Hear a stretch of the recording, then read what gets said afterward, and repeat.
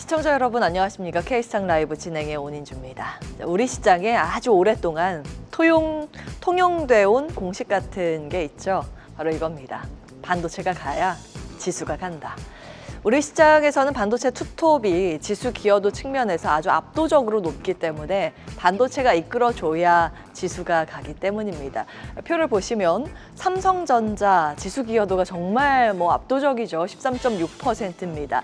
그리고 SK하이닉스 6.21%. 이 반도체 투톱만 더해도 지수의 기여도가 한 20% 정도가 됩니다. 이런 구도는 아주 오래 지속됐습니다. 코스피 시가총액 추이 나와 있습니다. 30년 전 1위는 한국전력이었습니다. 현재는 20위 아래로 밀렸고요. 또 포항제철이 당시에 2위였는데 지금은 포스코홀딩스죠. 현재는 24위로 밀렸습니다.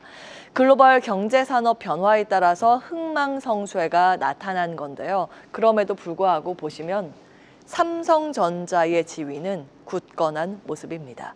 실제로 2016년과 2017년 삼성전자와 SK하이닉스가 본격적인 슈퍼사이클에 진입하던 시기에 코스피는 1900선 밑에서 붕괴되기도 했었는데 2400선까지 단숨에 레벨업을 했습니다. 고가는 2500선 터치도 나왔는데 이 지수가 이렇게 오르는 동시에 반도체 주가는 같은 방향으로 움직였음을 기억하실 겁니다.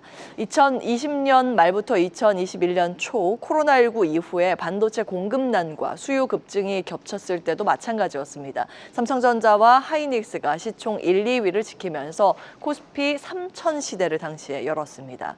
그래서 반도체가 가야 지수가 간다. 이 말은 그저 관습적인 표현이 아니라 수급과 실적, 산업 구조를 반영한 데이터 기반의 명제였습니다. 그런데 지금 이 공식을 벗어난 아주 낯선 장면이 펼쳐지고 있습니다. 지금 코스피는 어제 종가 기준으로 보면 다시 밴드 상단인 2640선까지 회복을 하는 모습입니다. 제일 저 끝에 있습니다.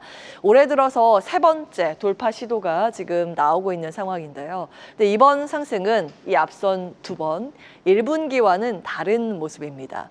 연초 이후에 2월 17일까지 코스피는 11%대 상승했습니다. 그 당시에 기계, 상사, 자본재, 조선 등의 지금의 주도주들로 수익률은 최상위권을 지키긴 했습니다. 그런데 여기 보시면 반도체 역시 14.9%로 높은 상승률을 기록하면서 코스피보다 더 올랐죠. 지수 아웃퍼폼을 한 건데요. 코스피의 레벨업에 아주 많은 기여를 하면서 반도체가 가야 지수가 간다는 게 여전히 통했습니다.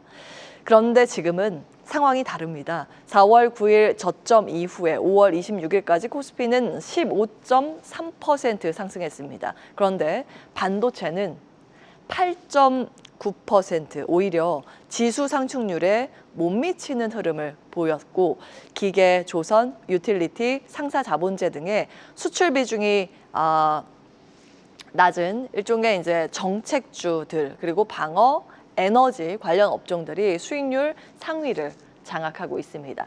일단 수출 비중이 높은 것과 수출 비중이 낮은 정책주들이 동시에 시장에서 주목을 받고 있다는 점 한 가지의 포인트로 기억을 해보실 수 있습니다. 반면에 IT 가전 2.3% 마이너스고요. 철강은 0.2% 플러스, 자동차는 4.5%의 상승에 그쳤습니다. 이렇게 관세 피해 우려가 있는 아주 높은 전통 제조업은 연속적인 하위권 흐름을 벗어나지 못하고 있습니다.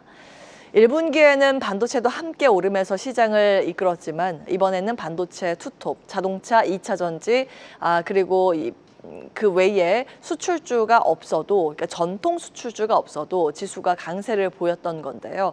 대형 수출주가 침체됐음에도 지수가 올랐으니 그 외 주식의 성과는 상당히 좋았던 셈입니다.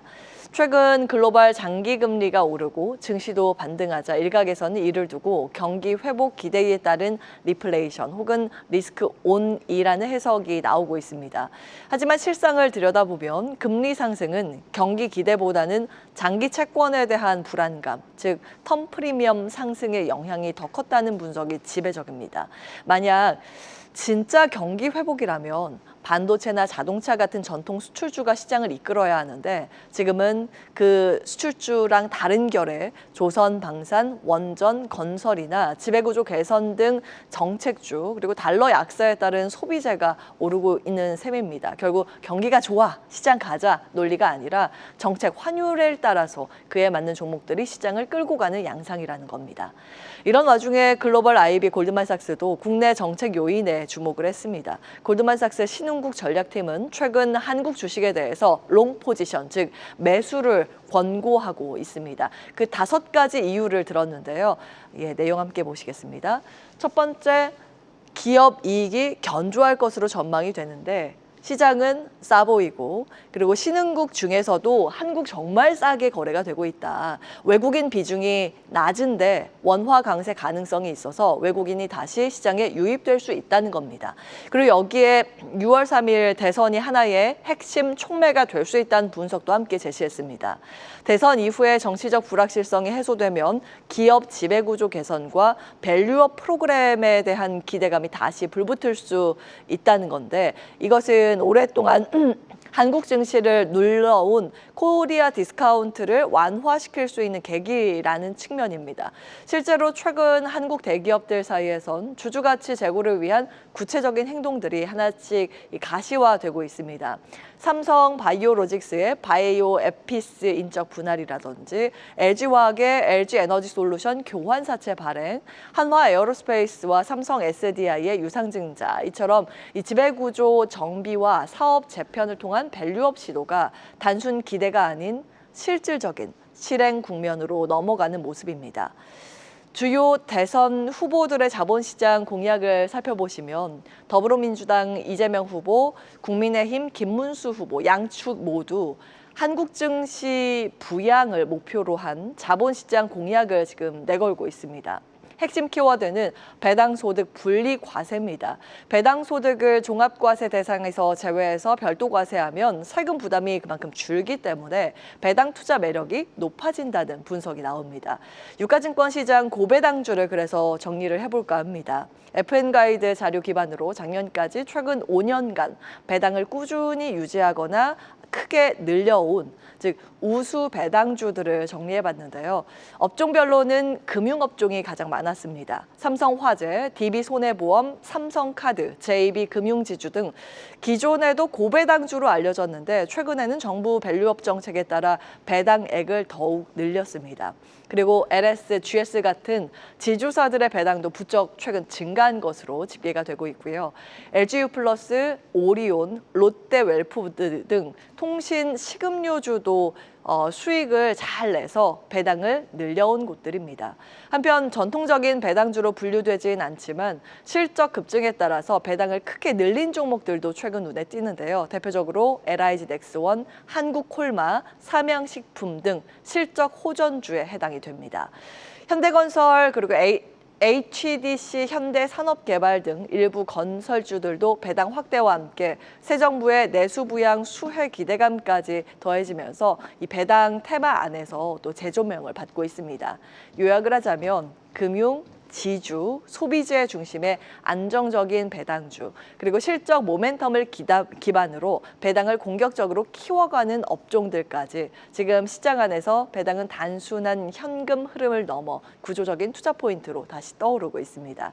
마침 역사적으로도 금리가 인하되는 그런 시기에 고배당주의 수익률이 상대적으로 우수한 흐름을 보였습니다. 금리 하락기에는 지수와 동행을 하는 모습, 그리고 금리 상승기에는 역방향, 금리 하락기에 다시 그 관련 고배당주의 상승세가 나타나고 있음을 확인해 보실 수 있습니다.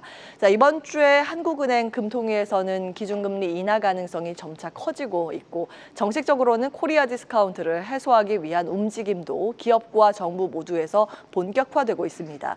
금리는 내려오고 배당은 올라가는 흐름, 이 둘이 맞물리는 구간에서 배당주는 다시 한번 시장의 중심으로 이동할 수 있을까요? 계속해서 다양한 경제 이슈를 알고 싶다면 구독과 좋아요, 알림 설정 부탁드립니다.